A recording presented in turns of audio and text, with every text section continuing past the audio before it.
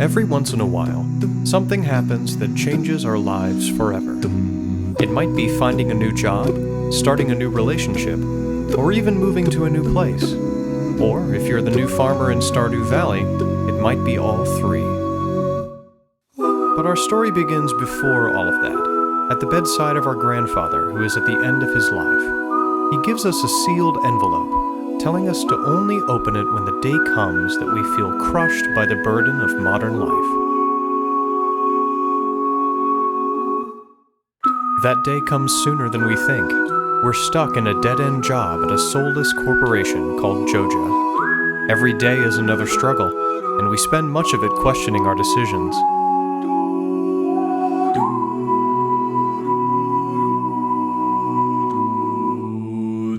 In a moment of desperation, we open the letter to find that our grandfather was once in a very similar position, losing sight of what mattered in life, real connections with other people and nature.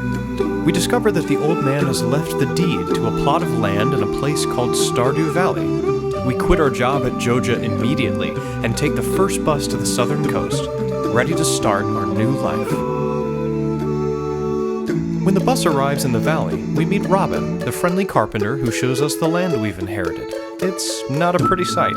Trees, rocks, and weeds have overrun what used to be verdant farmland. Robin assures us that there's still good soil underneath, and with some dedication, we can restore it to its former glory.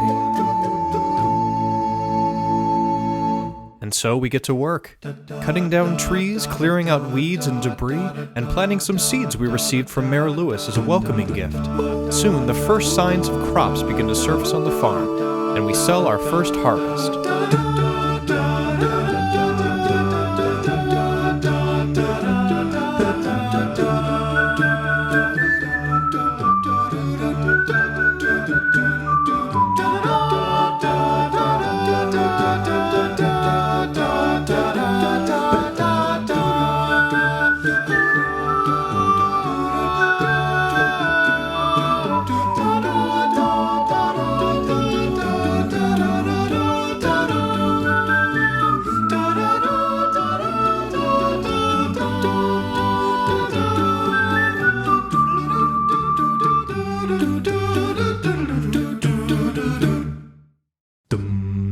We venture into the nearby Pelican Town to get a lay of the land, and we meet several of its local merchants. Looks like there's even a Joja Mart on the far side of town.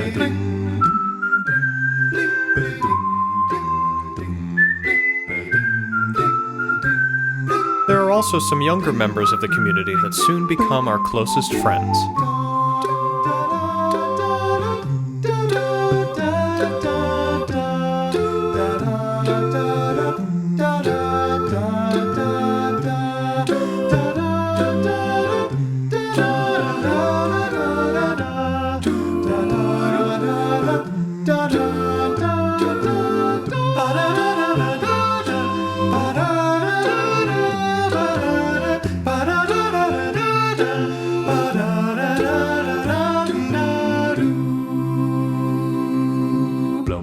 There's a lot about the valley that we don't understand, but for now, we're comfortable observing from the sidelines.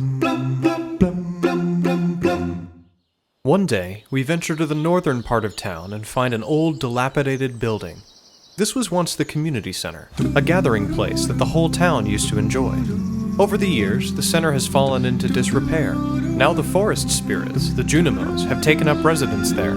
Mayor Lewis informs us that he might even sell the building to Joja so that they can build another storage facility. While we haven't lived in the community very long, we already know that we'll never let that happen. But for now, there's work to be done on the farm. As spring turns to summer, we can plant new and interesting kinds of crops. We begin growing wheat and hops to make beer, blueberries and hot peppers to make preserves, and melons to make wine. We ask Robin to build us a coop, and we start raising some chickens.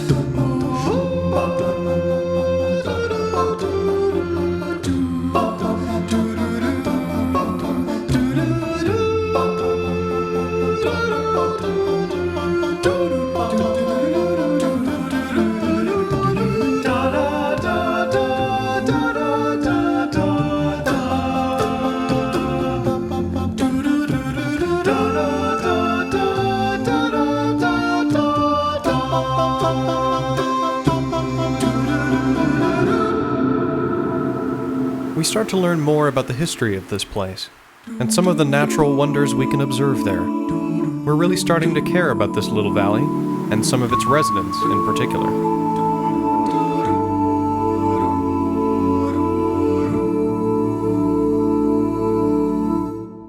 There's a chill in the air as the leaves turn a vibrant red.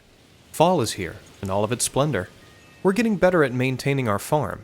We harvest yams, grapes, beets, bok choy, amaranth, eggplants, cranberries, and of course, pumpkins. This town really goes all out for Spirits Eve.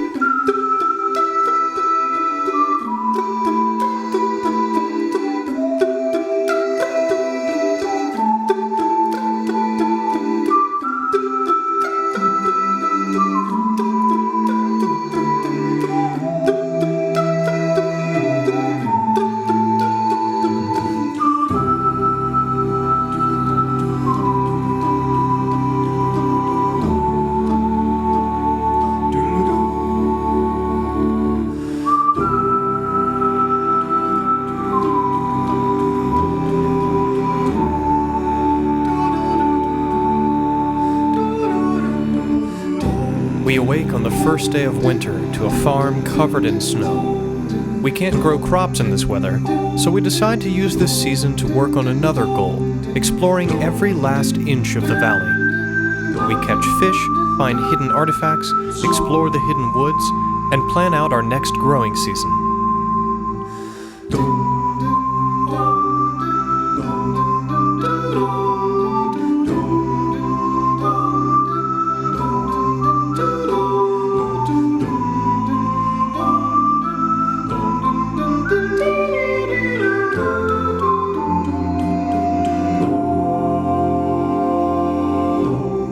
There are even more mysteries to solve in the valley, and they're buried deep underground. Below the mountains are levels upon levels of hollowed-out mines. We find all sorts of artifacts down here, many of which we can use to make better tools.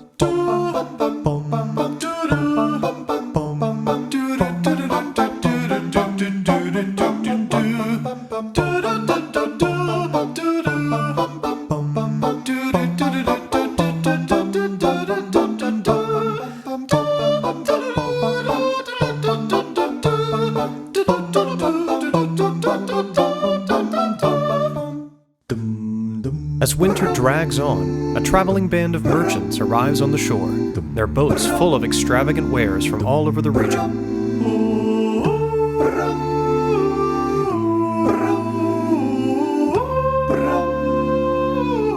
Later, the town celebrates the Festival of the Winter Star, and one of our friends gives us an unexpected present.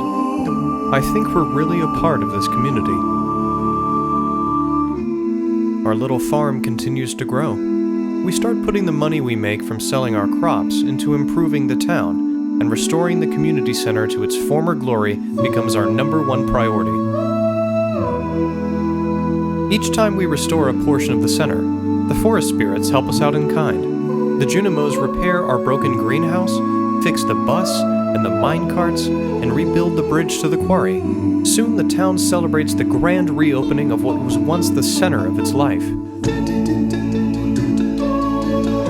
Jojo wanted to use that space as a warehouse so that they could sell even more of their late capitalist products. But the residents of Stardew Valley banded together, remembering the life they'd nearly left behind, and began to boycott the Jojo Corporation.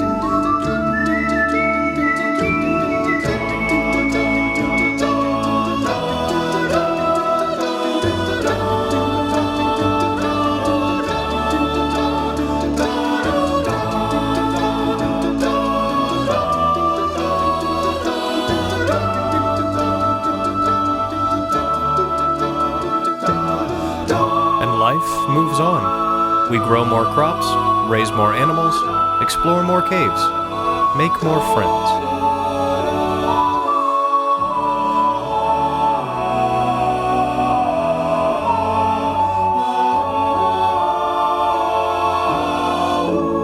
Life isn't always easy, even in the valley, but each morning brings with it a new chance at life, and that's all we need.